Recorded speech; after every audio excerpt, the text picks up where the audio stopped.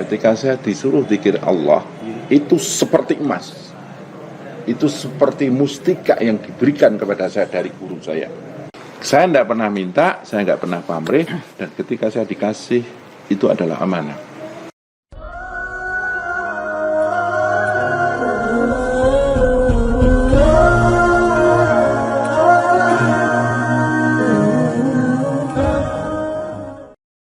Kiat saya adalah satu, ketika saya disuruh zikir Allah, itu seperti emas. Itu seperti mustika yang diberikan kepada saya dari guru saya. Dan itu saya benar-benar pegang teguh, saya istiqomahkan. Dan saya yakin ini akan berkembang biak dan beranak pinak. Satu zikir kita lakukan dengan istiqomah, dengan disiplin, dengan semangat, itu akan beranak pinak. Dan saya punya satu prinsip. Kalau saya dikasih satu zikir, datang meminta lagi ilmu, padahal itu belum saya maksimalkan, berarti saya sudah menganggap ilmu yang awal tadi sudah tidak berharga. Enggak tak?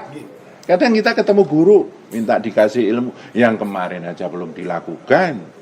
Saya dikasih ini, benar-benar ini sebuah emas ya, satu permata yang diberikan kepada saya. Kalaupun nanti dikasih, itu permata lagi. Jadi saya nggak pernah meminta diajari ilmu baru. Akhirnya apa? Kita hanya numpuk-numpuk konsep. Nah, ketika saya memegang satu ilmu minta lagi, nah ini harganya kan berkurang. Saya menganggap yang baru ini lebih istimewa. Ya, dari satu ilmu ini dia akan berakar, dia akan tumbuh, berkembang, berbuah, berbunga, dan itu akan terasa indah. Nah, nanti dikasih, ya itu sebuah pupuk yang sangat luar biasa buat saya. Bukan kok kita ketemu guru, minta lagi. Yang kedua, saya benar-benar tanpa pamrih. Saya datang ke sini, saya punya prinsip. Kalau saya ditemui Kang Agus, alhamdulillah. Kalau enggak, ya memang ini perguruan saya datang aja. Saya mau dianggap apa, monggo. Karena memang saya tidak punya pamrih. Pamrih untuk diakui, pamrih untuk dihargai, pamrih untuk diistimewakan, enggak.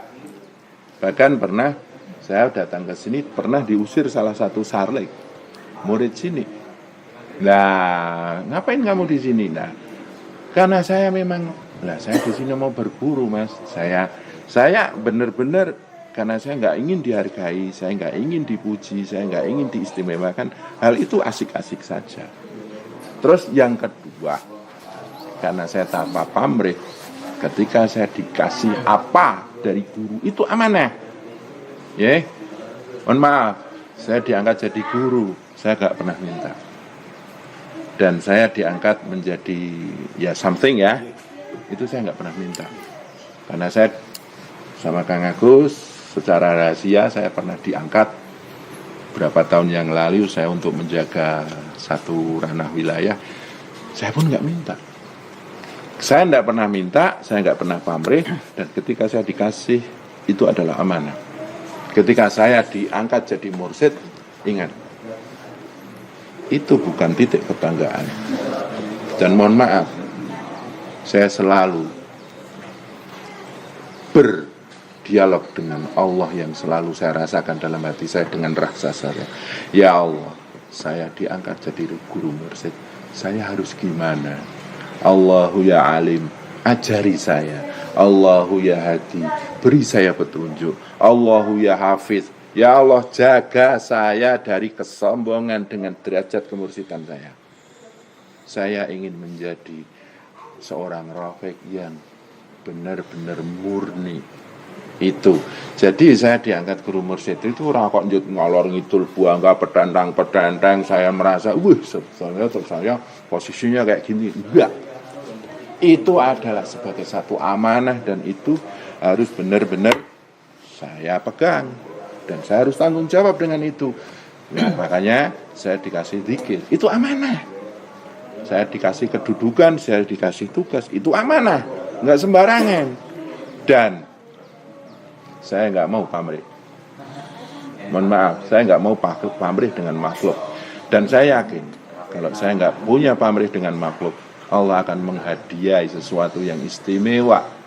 Lah disitulah akhirnya karena saya nggak banyak pamrih, ketenangan terbangun dalam jiwa saya, ketertaataan terbangun dalam pikiran saya, keterkendalian terbangun dalam nafsu saya, perbuatan saya terarah. Semakin terarah, muncullah satu penajaman. Dari penajaman itu berkembang biaklah ilmu saya yang dari pertama kali saya ketemu Kang Agus cuma disuruh Allah taktil itu banyak. Dan akhirnya di situ saya WA saat itu SMS nelpon tidak diangkat, saya bertemu lewat mimpi. Itu seperti itu.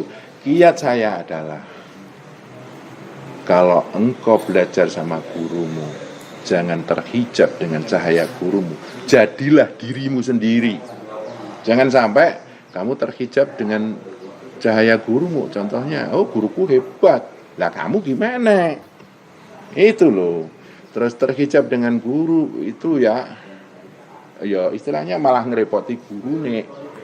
Jadi saya berusaha benar-benar menjadi diri saya sendiri.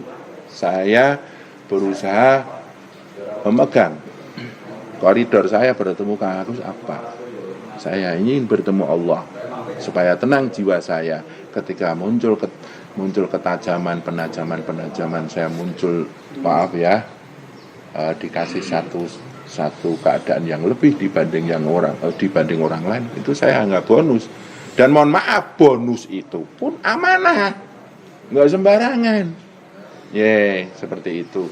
Dan alhamdulillah saya selama 13 tahun itu SMS dan WA saya dibalas sama Kang Agus kira-kira berapa kali ya? 7 kali. 7 kali. Ya, 7 kali. Ya, 7 kali itu aja akhir-akhir. Ya, gimana? 13 tahun, telepon, SMS, cuma 7 kali saya dibalas, saya datang. Ya, itu ya. Itu begitu luar biasanya ya di sini beratnya saat itu. Dan ketika saya sudah mulai nggak tahu ya, mulai saya dikenal, ya disitulah saya mulai tiap hari teleponan sama beliau lah. Disitulah akhirnya kami berdua sama Kang Togo ini, Kang Sukino ini hadir di sini.